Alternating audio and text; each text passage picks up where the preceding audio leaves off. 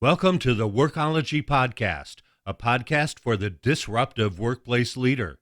Join host Jessica Miller-Merrill, founder of Workology.com, as she sits down and gets to the bottom of trends, tools, and case studies for the business leader, HR, and recruiting professional who is tired of the status quo. Now here's Jessica with this episode of Workology. Last year, I spoke at SHRM and I talked on this blog about my commitment to finding meditation and that I was committing to 30 minutes of daily meditation for introspection for myself. Well, I've continued that journey, and this year has brought me personally to finding meaning as an individual. And in this fast-paced world, full of so many things and so little time, I believe a growing number of people are in search of their own meaning, whether it's personally or professionally. Today I'm joined with Danny Gutnick. He is the author of Meaning at Work. Danny, welcome to the Workology Podcast. Thanks for having me, Jessica. Can you talk to us a little bit about your background? You bet. I'll go back a little bit. When I was 14 years old, I had a album called Ghost in the Machine from the Police, and I wondered what a ghost in the machine was, so I got on my bicycle and rode down to the library and pulled out the Dewey Decimal System, and that really started this discovery of, what makes human beings unique, and why do all of the deep thinkers think that human beings are disconnected from who they really are. And on the other hand, I was this entrepreneur that started companies. Even at 11 years old, I was selling tuxedo fish to companies in Lincoln, to pet stores in Lincoln. So I was breeding those. I had a lawn mowing business and all those other things that natural entrepreneurs do. Well, I didn't know that. I always thought that the human component, or my fascination with psychology and human growth and human development and those sorts of things, were a closet hobby.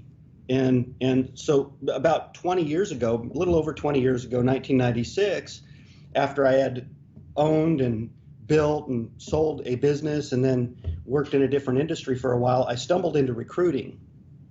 And it was fascinating to me because it was recruiting physicians, and it was working for a large retained physician research firm. But I started to see that doctors were disconnected from their work and unhappy in places that they were. And then within a short period of time, the company asked me to start a technology recruiting company. And the same sort of patterns kept emerging. And so I would take some of these concepts that I learned from Jung or Maslow or Drucker and, just kind of the human side of business, and try to apply them into the interviewing process to really find out what makes people tick. And the recruiting business was extremely successful, and we started to tap something that we didn't know we were onto at the time, but we were tapping into an energy that people were really trying to figure out for themselves. What is the relationship of meaning to work? And so over time, I've collected over 20,000 interviews on tape, trying to find out what our connection and what's fulfilling to us about work. 20,000 interviews. Wow. That's a lot. And have you found any themes from those 20,000? Yeah. The interesting thing about it was, through all the research that you see with meaning at work, one of the things that really struck me was that meaning is different for every individual. And what really connects them to their work is completely unique.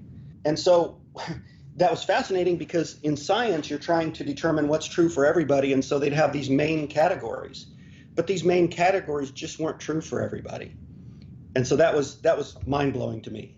So if meaning of work is different for everyone, how do you create a consistent culture for the organization? Now, this is a good point. And this is actually a fallacy of most organizations, is that you create the culture.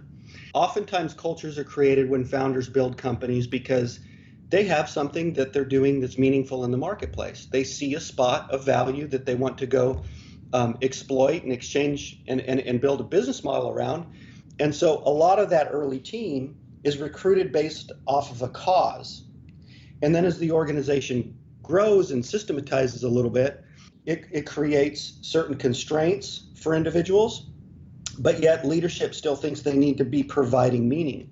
And it actually doesn't work that way. You can't provide the employee meaning. And so culture is something that is really just a subset of meaning. Culture is shared meaning. Shared meaning. Okay. So how does an organization or a CEO or a leadership team help their employees find meaning if it's unique for every individual?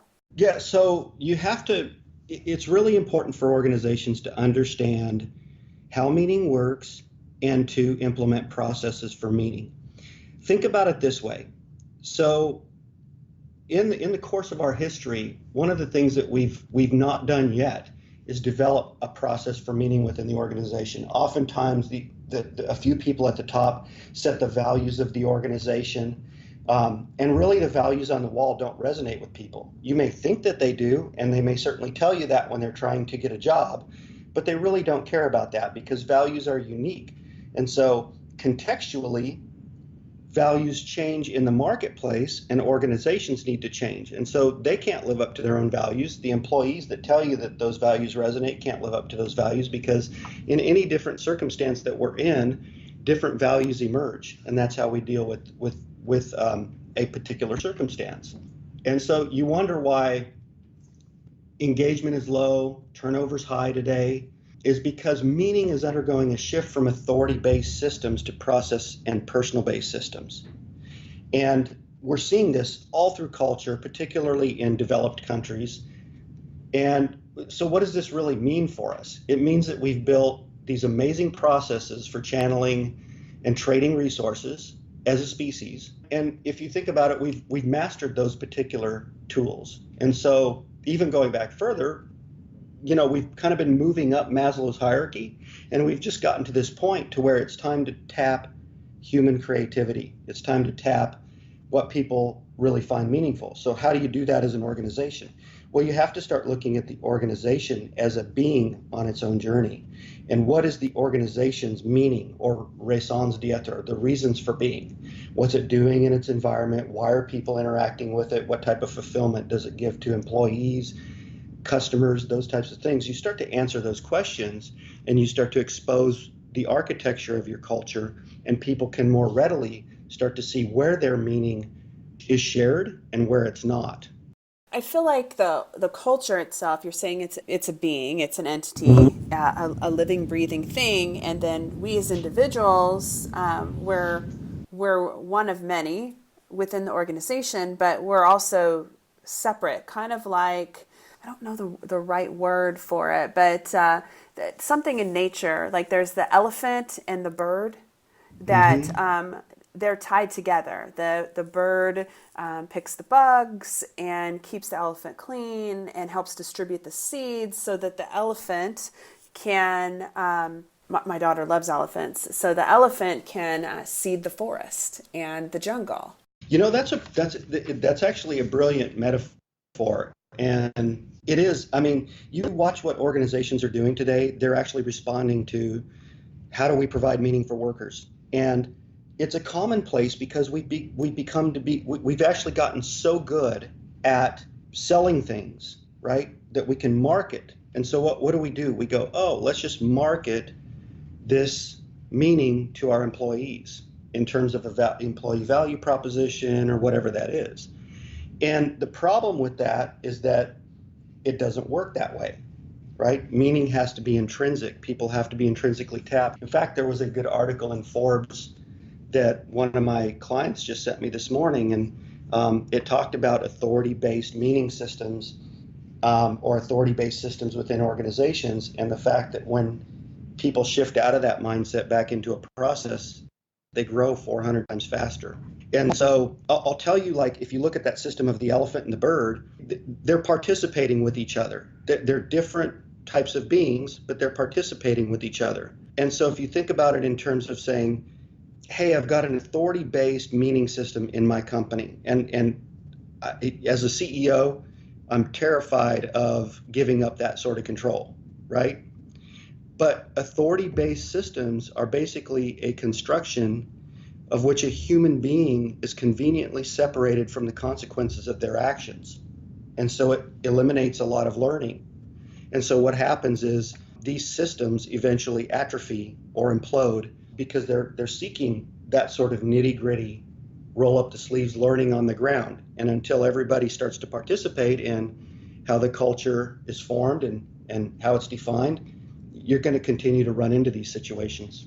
So I was Googling while you were talking, just wanted to make sure I got the name right. It's a symbiotic relationship is what I was describing. So like warthogs and mongooses, which I kind of like the elephants and the birds a lot better. But I do think, you think about the elephant, like he's so much bigger than the bird.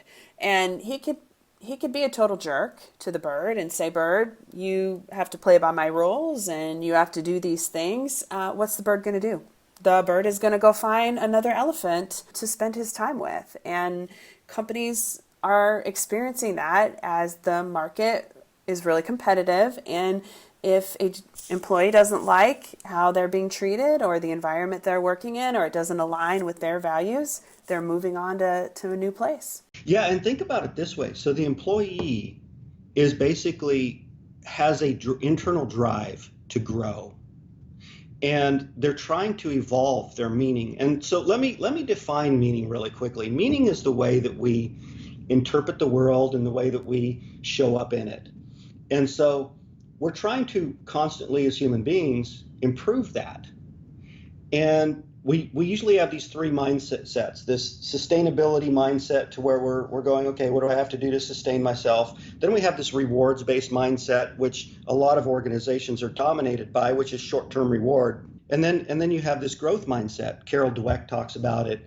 And so when an employee first comes on board, they're super excited about the new things that they can learn from your system of meaning. But if your system of meaning is static and it's authority-based, they're going to learn that very quickly and they're going to move on. And largely part because they're not participating in evolving it with you.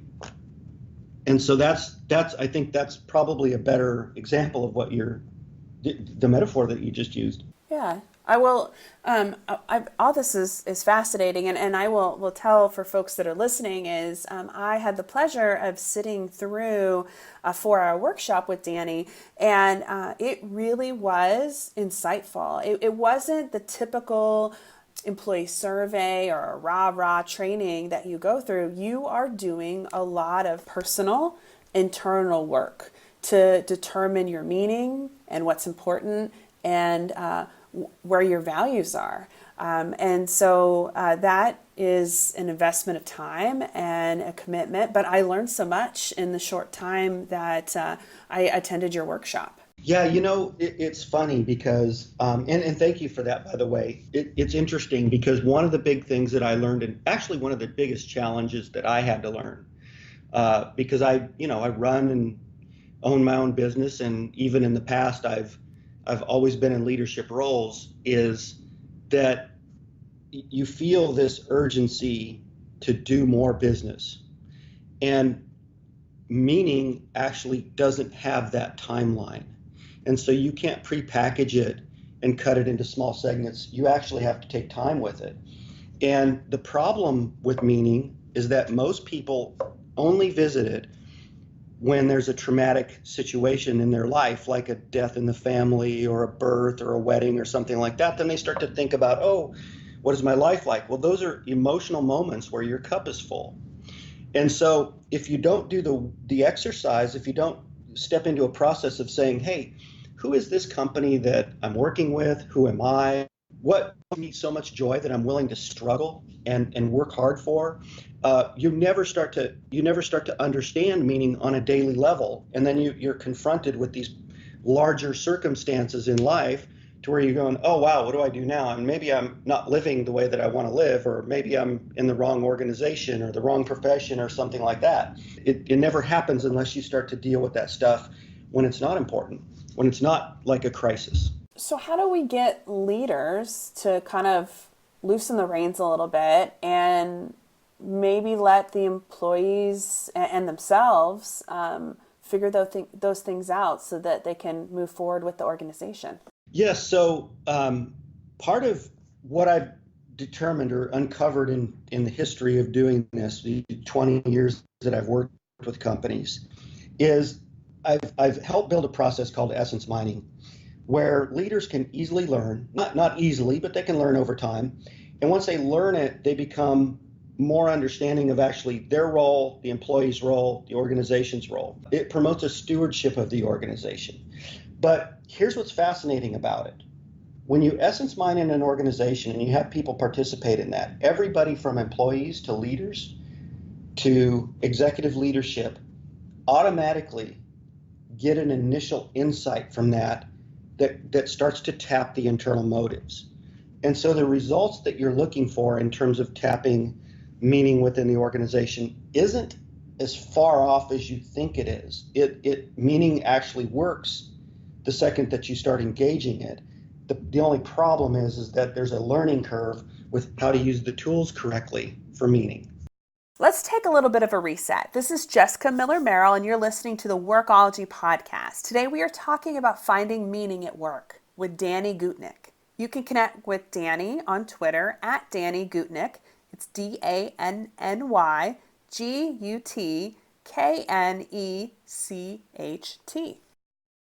You have shared so much. Like my brain is just full of information and it's moving fast. I'm really trying to process like your process and how something that executive leaders might see as like feelings and sort of wishy-washy, but is important for you to find your meaning and value and align it with the organization.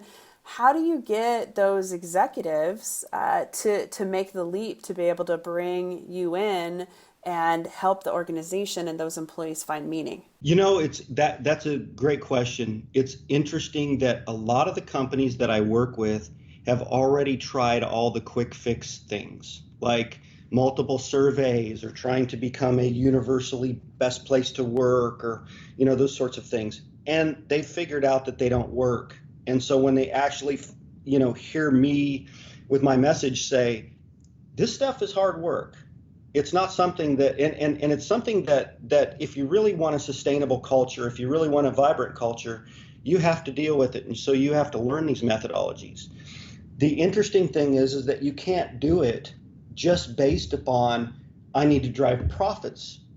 Now, tapping the potential of your workforce, getting everybody intrinsically connected to stewarding the organization are going to have huge implications for your profitability. Companies grow up 4 times faster when people are connected.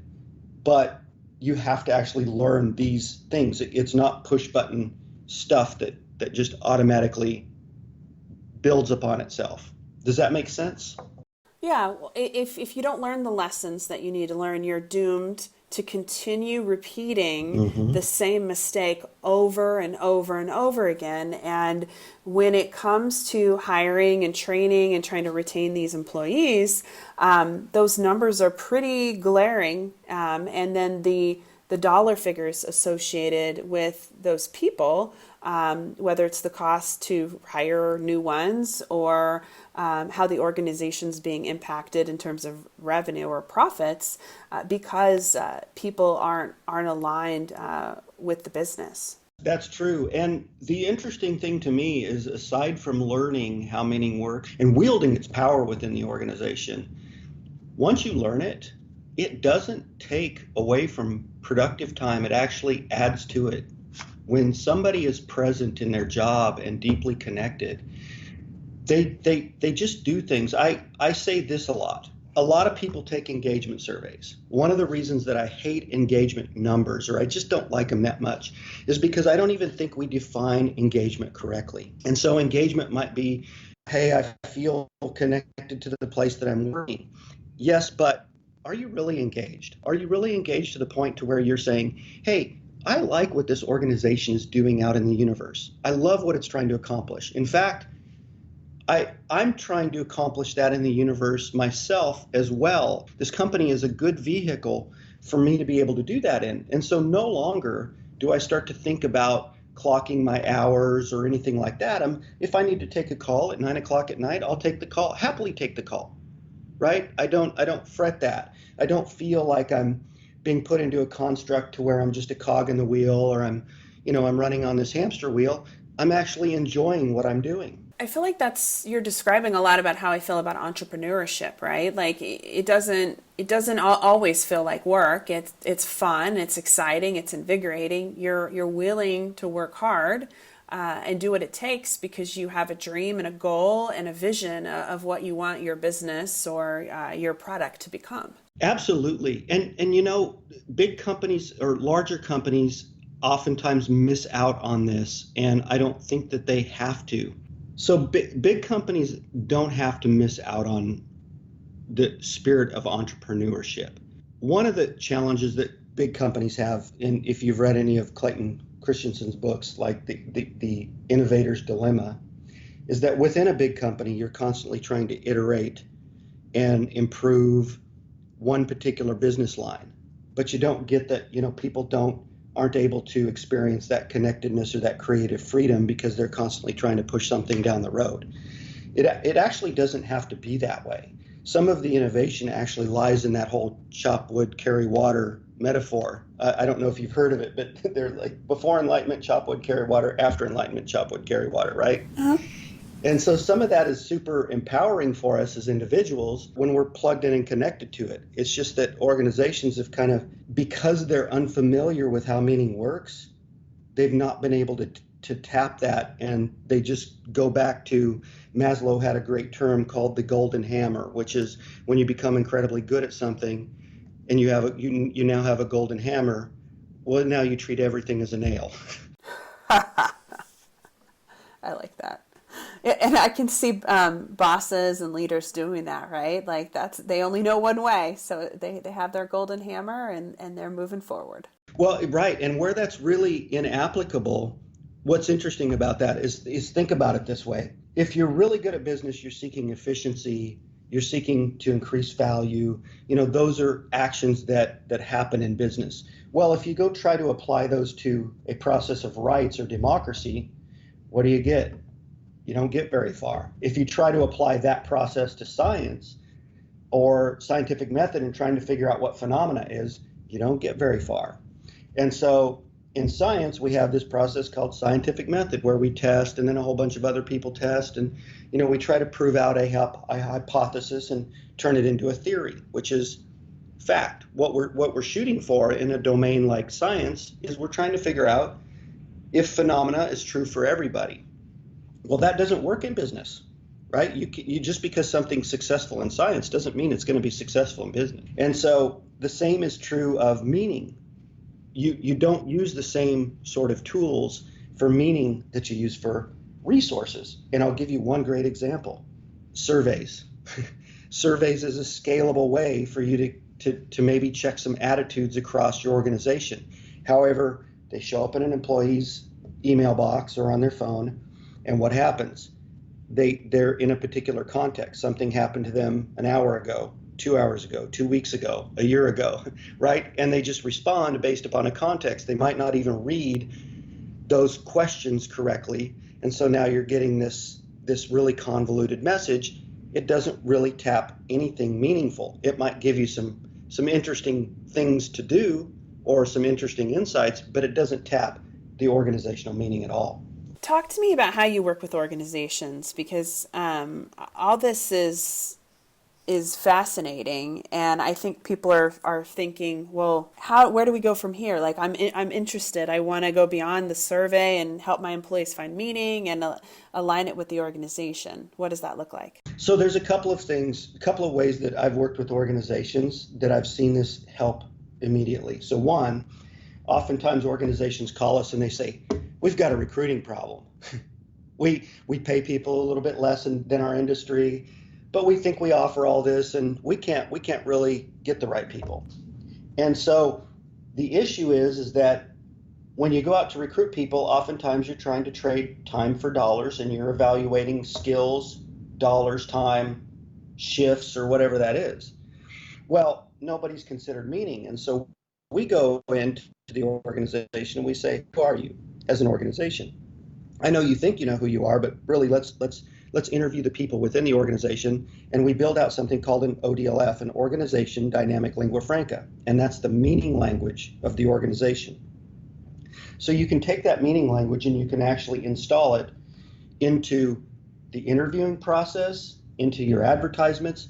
And we've consistently been able to decrease first-year turnover by over 70% just based upon doing that. But I think that's only like a very first cursory step. So the second thing that we do with organizations is we go in and we say, hey, we don't want to do this forever for you. We don't want to be your meaning guru. We actually want to come in and help you teach your people and teach your people how to essence mine. That way you can take this meaning competency, you can actually make it work much better than some outside entity can. And so we try to help them through workshops do that, and through really teaching them how to keep stewarding meaning within the organization. And then they're off and running. And so those are the two ways that I've seen immediately that you can have, say, an immediate impact, because the organization is saying, hey, if I'm going to spend time or money on this, I want it to have some sort of immediate nitty-gritty impact. Well, the workshops, you'll see immediate impact in the attitudes and the interests of your employees. And then on the recruiting end, you'll just get hardcore better numbers. And over the long term, and in different ways probably than you might expect. Absolutely. Danny, thank you so much for taking the time to talk with us today. Where can people go to learn more about you and what you do? So my website, dannygutnecht.com. I also have a second one for people that struggle to type my last name, which is essencemining.com. If you go there, you'll find me. You can find me out on Amazon, iBooks, Borders. In my book, Meaning at Work and Its Hidden Language, is for sale on all of those. But a simple search with my name, you'll find everything that you're looking for. Awesome, great. The symbiotic relationship between the organization and the employee is critical to a successful employment relationship, and that starts first with finding meaning. I hope Danny and I's conversation got you thinking differently about culture, engagement, and productivity. The employment relationship is a lot like a marriage. It takes work, both as individuals, together, but also separately. How much time and work are you willing to invest? Thank you for joining the Workology podcast, a podcast for the disruptive workplace leader who's tired of the status quo. This is Jessica Miller-Merrill. Until next time, you can visit workology.com to listen to all our previous podcast episodes. Production services for the Workology podcast with Jessica Miller-Merrill provided by TotalPicture.com.